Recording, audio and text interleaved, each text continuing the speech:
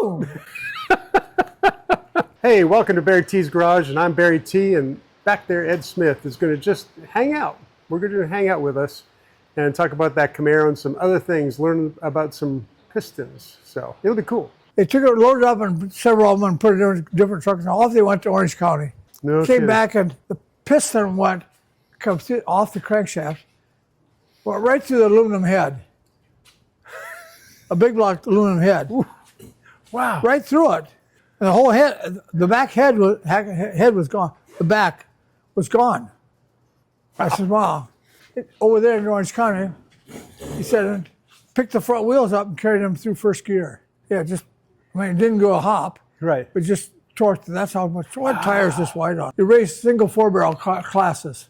Other cars, a Camaro with a single four-barrel, big block single four-barrel. So that was a class. When it Pro said gas. on the windshield, it said SG. Super gas. Oh, super gas. And that was, you had to race that class, and it was 990 ET. I don't give a shit what you ran. Okay. You couldn't go past 990 or you're out. That's that bracket racing Yeah, stuff. yeah. A week or so later, I called my friend. I says, was you out to Orange County? Yeah, I was. So I want to know what happened. He said, car halt. He says, it won a couple rounds. He says, then he got excited, forgot to shift.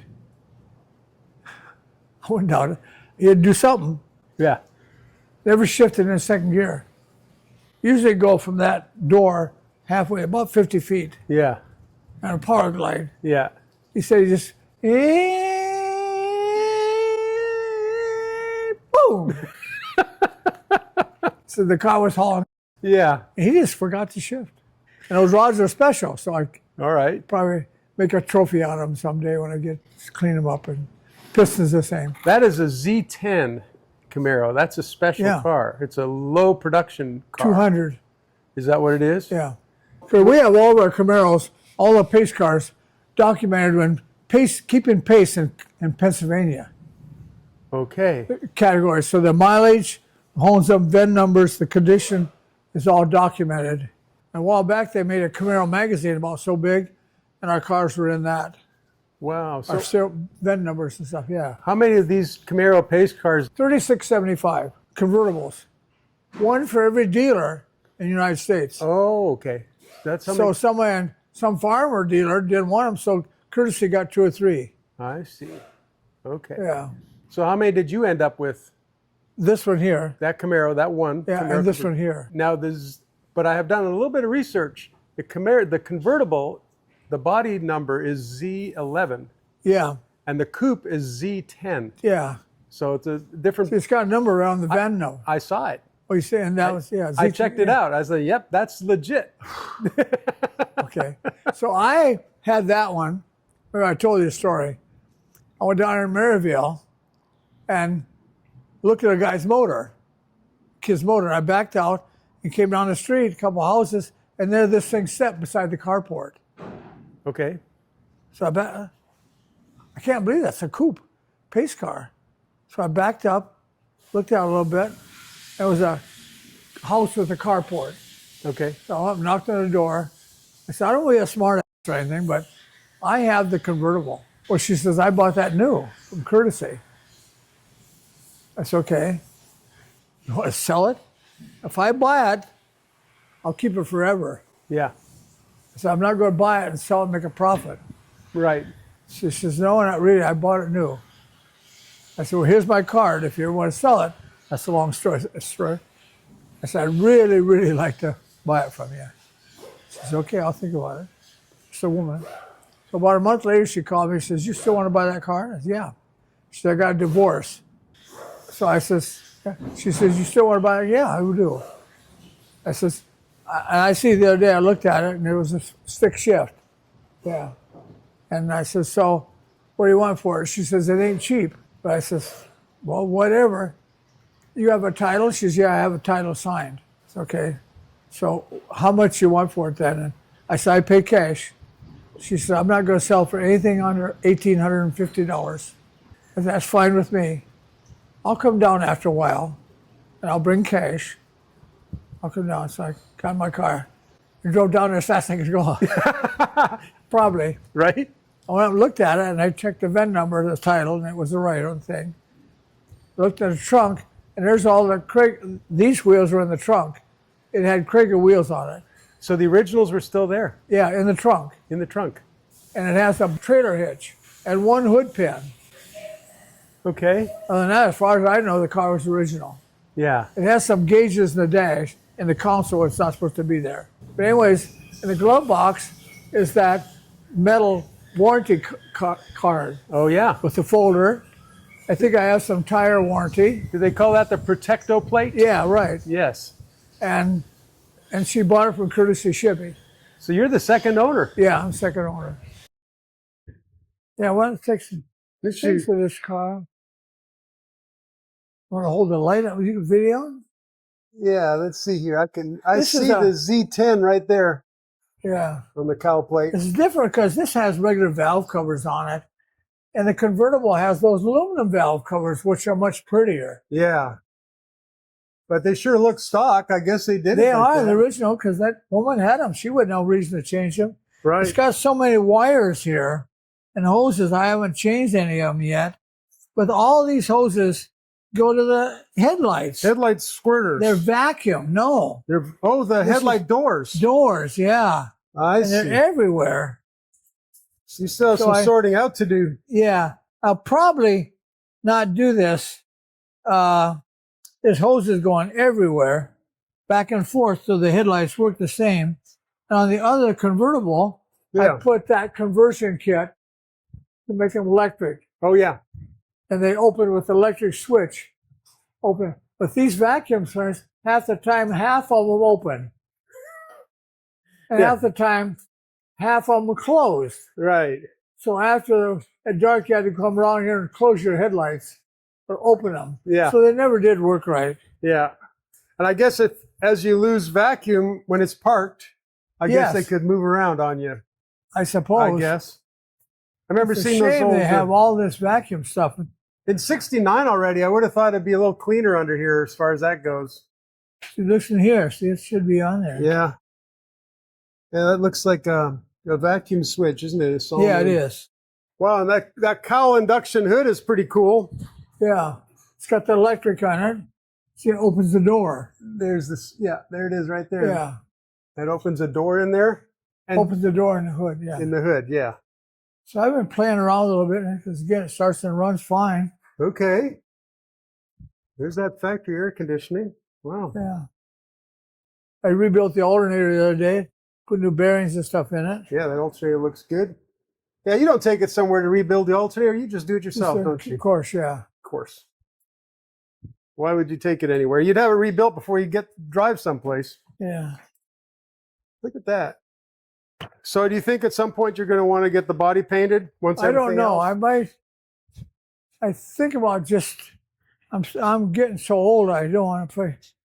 If I had a guy, I might. If I had a guy that would paint it right away. Yeah, instead of getting parked somewhere for 10 months. Yeah, or 2 or 3 years. Or 2 or 3 years. But you can see, I mean, this is obviously the original paint. You got a little bit of, it's really here's beautiful. that thing that sits on the air cleaner here. This has a rubber ring around it.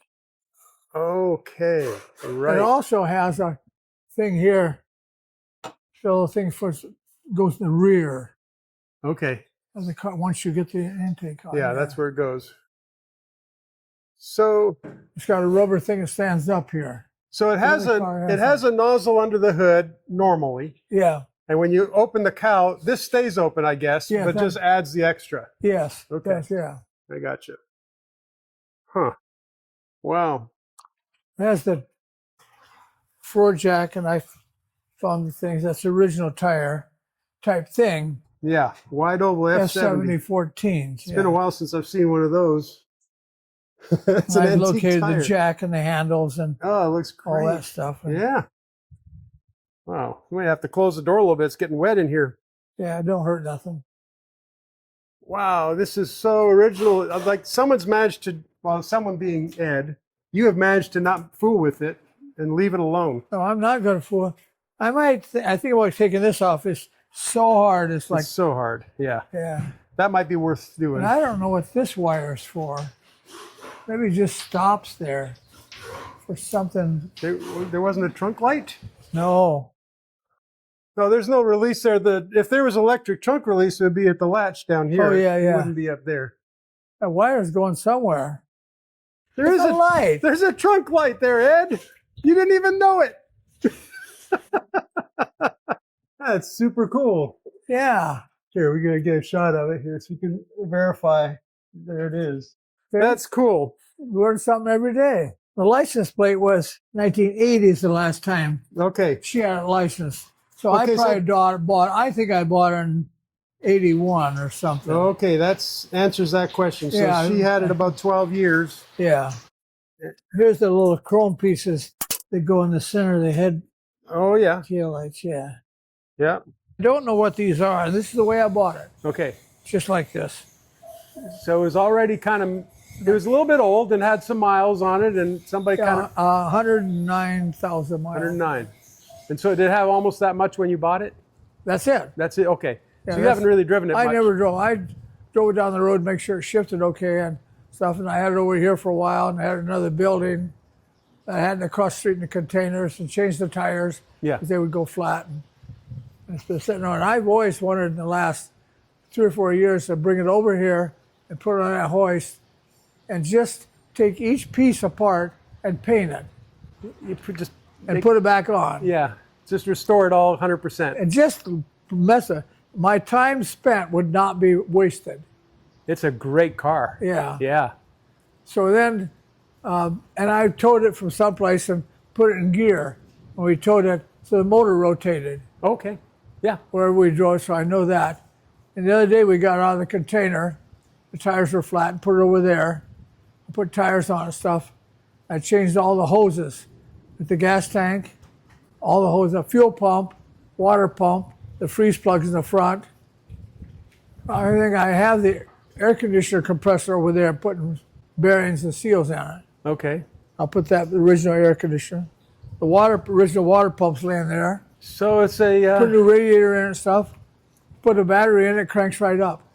Really? So I overhauled the carburetor the other day, and now it starts instantly start up. Wow. Which engine is in it? Is it 350. 350? 350 horse, yeah. Okay. I have the original air cleaner, like that one, Okay. with that thing on top that seals the hood. I can see from here that you've got that cowl. Yeah, I painted it and hood, cleaned it yeah. up, and I changed the heater hoses. Right now, I haven't put the upper hose on it because I want to. The motor's got a lot of scale in it. I'm going to put door screen in the upper hose Okay. and put it in there, and then maybe brace it to a piece of steel, put a clamp on it so it can't move, and then put water in it. There's no water. Start up and run it. If it brings that scale up, I'm going to see how much scale will be caught in that screen. Okay. After I run it for several times, I'm going to take the hose off gently and dump it out instead of going in the radiator, Right. because it will plug the radiator. Yeah, it sure will. So anyways, that's a little story about it, and it is a 4-speed. That is it. So it's a 4-speed standard, but it does have air conditioning. It's an Yes. interesting setup. Yeah, with that. And they never made 2 of these alike. Yeah. Thanks Yeah, they for never- helping us. Camaros, I've seen some. Well, a woman had a hard top, and she had, and she was an artist in California. I used to talk to her. I have her number in my books, and used to talk back and forth a little bit. So she chased one. She seen one in California, and she chased it, and the guy sold it to somebody in Missouri. So she went to Missouri MVD and chased it there for a while. Says, no, the guy's moved. It's back in California. Oh, my goodness. So she went back to San Diego somewhere and found it there. I wanted to buy it from the guy, and finally made a deal with him. This is the story. Shit. She's waiting in a shopping center at the MVD office. He comes driving in and stopped, and somebody ran right in the ass end of him. Oh, you're kidding. Right in the parking lot. And she's getting ready to sign the title for it. So she went and bought it anyways and made a deal with insurance companies and got it fixed, so she has it now. So they made some Camaros with bench seats and column shift. 167 there with, I think, maybe German tags on the whole car. And it has a sunroof, factory. 67. That's the first year. I didn't think they did that. No, you don't know anything about this car. No. He owns it in the garage. This car was shipped in 1966 to Europe and put on display, maybe at the automotive shows, saying that next year GM was going to make a Camaro. So it's like a show car, a prototype. Exactly. Yeah. His was there with the turn signals on the fender here Really? and headlight washers. Just like yours. Yeah. I think he's got every accessory on it. And he got done restoring and says, don't put oil in it. Don't put any fluid in it at all. Really? You unload it off the wrecker, push it in the garage, and there it sits.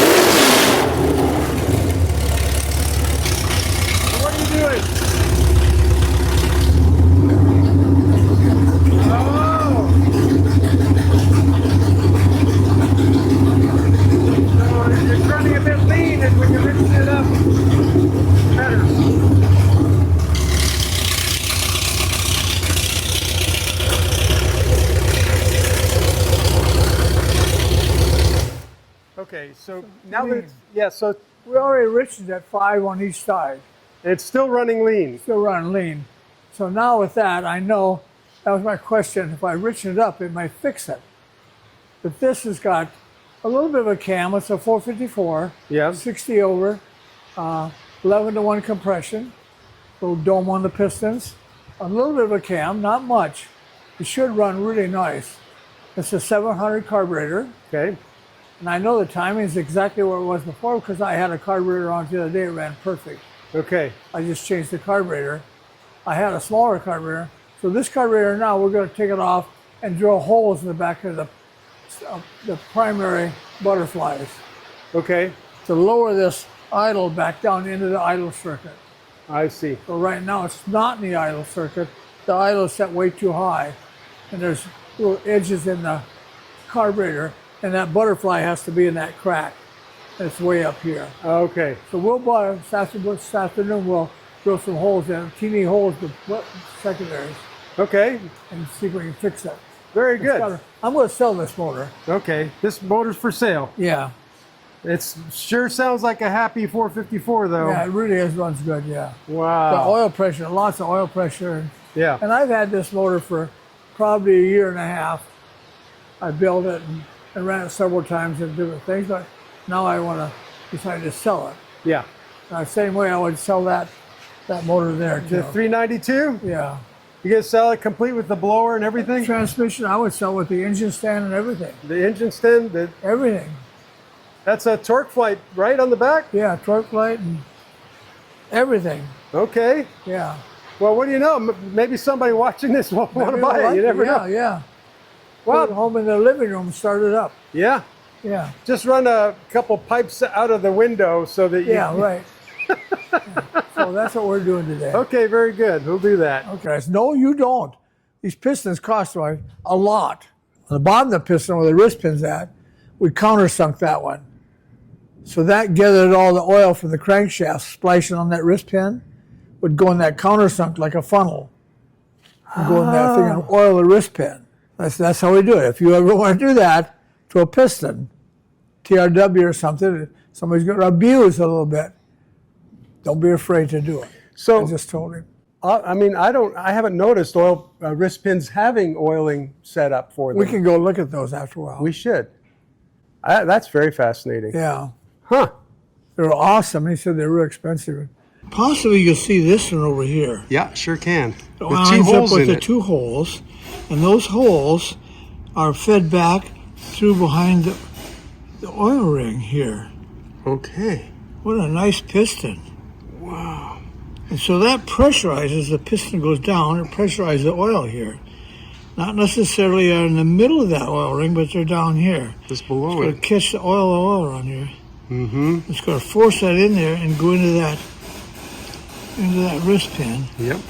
And oil those two holes. Right. What a good idea. And where does it go after that? Just excess, because it is a loose wrist pin. Okay, there's enough clearance so it'll get by. Yeah.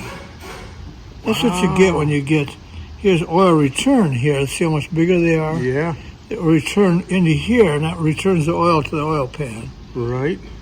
I don't think we've ever talked about this before. Not this, no, for sure not. Wow. And that's I don't know what, this looks like it's a little high performance piston. Not much, but it depends on what piston it is. Yeah. Wrist pin's real close to the top. Yes. So it must be a longer stroke, longer wrist pin, longer rod. Right. Or else a stroker. It's probably a stroker, and I don't know what exactly. We just picked it up over in the shop, and we're just going to talk about it here a little bit. Once in a while, we don't see a really nice piston. It's got 4 returns here for the oil. Oh, yeah. And I guess when you see a split down the middle and there's a relief cut here and here, those are for... Big intake valve, of course, and this is smaller intake, exhaust valve. Exhaust valve, okay. Yeah.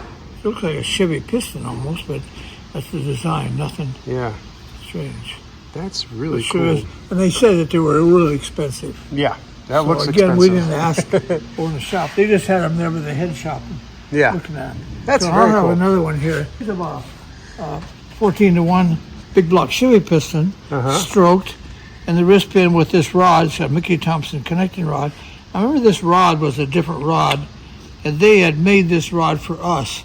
It's kind of a small block Chevy rod casting made for a big block, and you can see the distance here. Really dirty piston here. Yeah. But this wrist pin could be moved anywhere you want it. When they made the rod. When you're making it, it's made to be... Yes, they can do whatever they want to do with it. Nice. But this is one we raced sometime, and this is what we did to it. We drilled holes in it there. Oh, I see, yeah. Oil So wrist pin. it just happened to splash up enough, I guess, right? Well, that was enough for us. Yeah. But that's how we oiled this wrist pin. I just had it there. I got a box of more that we've had. They must have been sitting there for probably 20 years, I think. This box of pistons. Yeah. And I just went over and looked at them, and sure enough, that's what we did. Yeah. Interesting. Yeah, you were on the same idea. You know, we did it a lot. Did you? And we did it almost on every one of our dirt track motors, and anything that we did high performance ever, we did this forever. But this is the first time Grant, and he asked, he said, maybe some time ago he asked me about that too. But I don't remember, but this is the first time we went and explained it to him and had a good example. Right. Show it to him so he knows. And I told him, I says, anytime that you think about wanting to oil the wrist pin, go ahead and drill the holes. Yeah, don't be afraid to do that, Don't be afraid to drill the holes in here and go behind the oil ring. Right. Yeah. And connect to both of them. You drill a hole here and it goes in through that thing too, into the piston and into here. And sometimes, I don't know why we didn't do this one, it's chamfer this thing, to so create it makes that, like a funnel. Yeah, to a funnel effect. Yeah. Yeah, so The piston for the master cylinder is up in there? it was. Oh, it was. About 1/4 inch stuck up in the cylinder, about 1/4 inch. Uh-huh. And if you don't have that all the way back and stopped and the piston loose, it will never fill. It won't fill back up. So I'm thinking this power brake unit is stuck, Yeah. maybe 1/4 inch down. That's why I can't bleed the brakes. Yeah. So I guess you have to take it off and take it apart Take it a little off and just pull it forward and do some measuring. bit. Yeah. So other than that, Okay. it's quite a car, yeah. Yeah. Hey, thanks for coming for another round of BarryT's Garage, and look forward to seeing you on the next one.